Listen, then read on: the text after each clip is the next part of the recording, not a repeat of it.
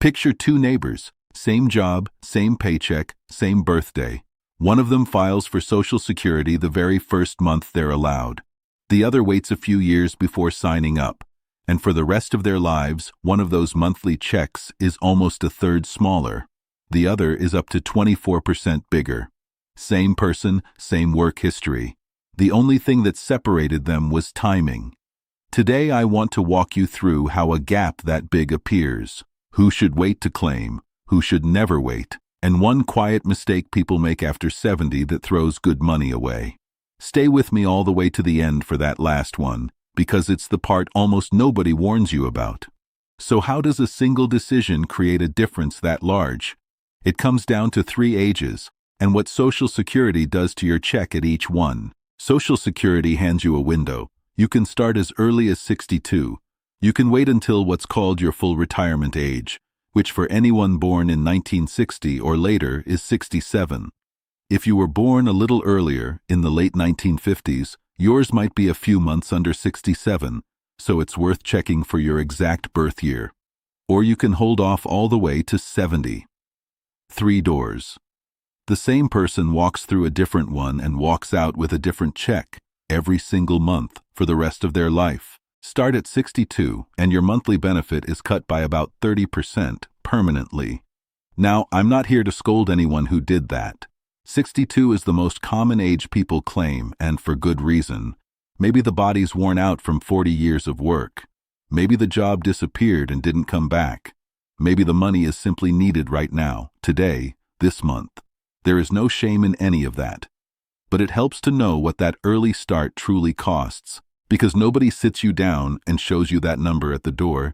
And here's something a lot of folks don't realize. This isn't only a choice between 62 and 70, with nothing in between. The cut for claiming early shrinks the longer you hold off. Claim at 63 instead of 62, and the penalty is a little smaller. Wait to 65, and it's smaller still. So even if you can't make it all the way to full retirement age, waiting an extra year or 2 trims that 30% down. Every month you wait is worth something. You don't have to go all the way to 70 to come out ahead of where you'd be at 62. Now let's talk about the reward for patience, because this is where it surprises people. Wait past your full retirement age, and Social Security pays you to wait. For every year you hold off between 67 and 70, your benefit grows by 8%. Do that for the full 3 years, and you have added 24%. And this is not a temporary bump that fades away. It is built into your check for as long as you live, and every cost of living raise after that is figured on the bigger number. Social Security's own example makes it plain. Say your check at 67 would be $2,000 a month. Wait until 70, and that same check becomes about $2,480. Same work record, same person. $480 extra every single month, simply for choosing a later start date. Over a retirement that can run 20 or 30 years, that is not pocket change. That is the difference between just getting by and having a little room to breathe. And think about what that 8% a year really is. It's a guaranteed raise, not a maybe, not a bet on the stock market, not something that rises and falls with the economy. Social Security simply promises it, and it keeps pace with inflation on top. Think of it as a return you can count on without putting a single dollar at risk in the market. You would be hard-pressed to find a safe place anywhere that pays you a guaranteed 8% more for every year you wait. That's a big part of why so many financial folks lean toward waiting, for the people who can afford to. Speaking of those cost of living raises, let me show you how they quietly stack the deck in your favor. Every year, Social Security raises everyone's benefit to keep up with rising prices. For 2026, that raise is 2.8%. The advantage hiding in there is simple. A raise is a percentage. 2.8% of a bigger check is just more dollars than 2.8% of a smaller one. So the larger benefit you locked in by waiting doesn't only stay larger, it grows from a higher starting line, year after year after year. A small gap at first and a wider gap every year that follows. There is one more piece, and if you're married, this might be the most important one of all. When you delay and earn those credits, You are not only raising your own check, you are raising the benefit your husband or wife can fall back on if you pass away first. A surviving spouse can step up to that larger amount and keep it for the rest of their life. So waiting can be a quiet act of love. It can be a way of leaving the person you've spent your life with a sturdier floor to stand on after you're gone. For a couple where one person earned a good deal more than the other, that protection can matter more than almost anything else on this list. Now, I want to clear up one thing that trips people up, because it's easy to get tangled. There are two different spouse benefits, and they don't work the same way. While you're both alive, a lower-earning spouse can sometimes claim a benefit based on your record, worth up to half of your full retirement age amount. That one does not grow when you delay past 67. But the survivor benefit, the one your spouse receives after you're gone, that one does include the credits you earned by waiting. So delaying is less about boosting your spouse's check while you're both here, and more about protecting them for the years they might spend on their own. Keep that difference in your back pocket. All right. Now let's talk about the other side of this coin, because waiting is not the right move for everyone, and any honest person will tell you so. Here's the part a lot of videos skip.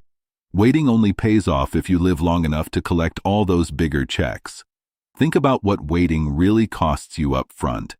In that example, holding off from 67 to 70 means giving up 3 full years of $2,000 checks first. That's around $72,000 you choose not to collect during those years.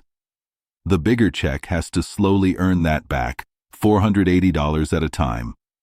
And the math works out to a tipping point, a break-even age, that for most people lands somewhere around 82. Live past it, and your patience pays you back, with interest, for the rest of your days. And because that larger check keeps collecting cost of living raises, the longer you live beyond 82, the wider your lead grows.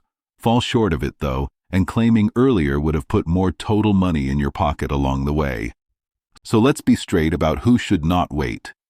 If your health is poor, or the men and women in your family have tended to pass on the younger side, then claiming earlier can be the wiser and kinder choice.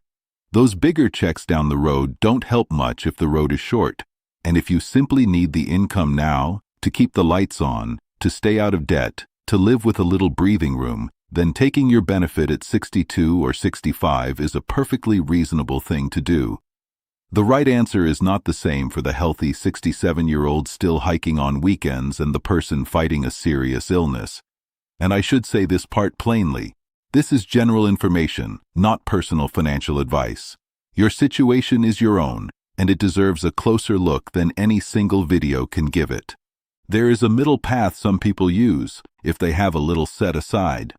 Say you've got some savings or a retirement account, and you'd love the bigger Social Security check, but you don't want to keep working until 70. Some folks will lean on that savings for a few years in their late 60s, on purpose, and let their Social Security keep growing in the meantime. In a way, you're using a little of your own money to buy yourself a larger guaranteed paycheck for life. It isn't right for everyone, and it's exactly the kind of thing worth talking over with someone who knows your full picture. But it's an option a lot of people don't know they have. Quick note before we go on. If this plain English breakdown is helping you, take a second and tap subscribe. I sit down every week and walk through these retirement decisions the same way, no jargon and nothing to sell you. Now, there are a couple of practical traps I want you to steer around, and then we'll get to that mistake I promised at the very top. The first trap is for folks who are still working. If you claim before your full retirement age while you're still drawing a paycheck, Social Security can temporarily hold back part of your benefit. In 2026, once you earn more than $24,480 in a year, they hold back $1 for every $2 you make above that line. Now, you do get that money back later, in the form of higher checks, once you reach full retirement age. It isn't gone for good. But it can land as an unwelcome surprise that first year if no one warned you. So if you're claiming early and still on the clock at work, run those numbers before you file.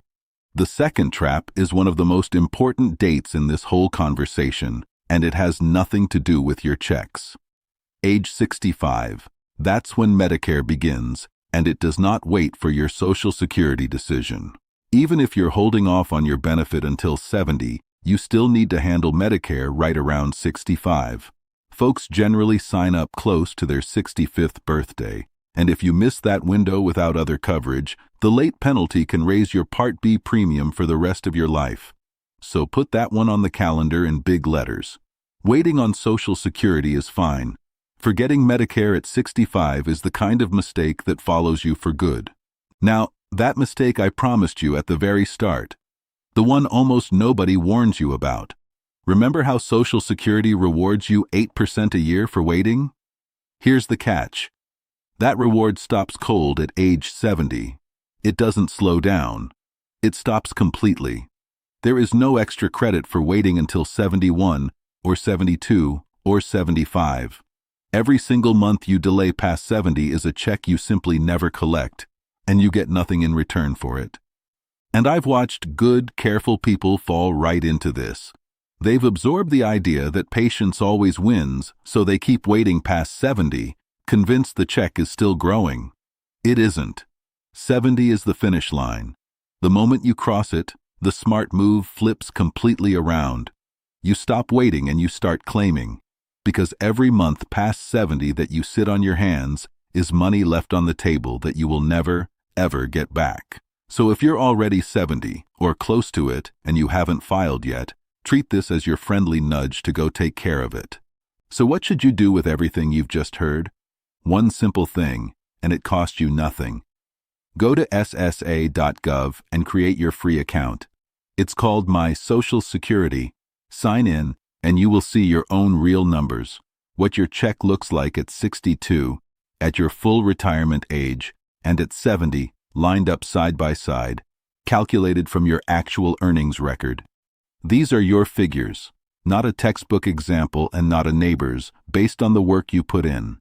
That one page turns this whole decision from a guess in the dark into something you can look at with your own two eyes, right there at your own kitchen table.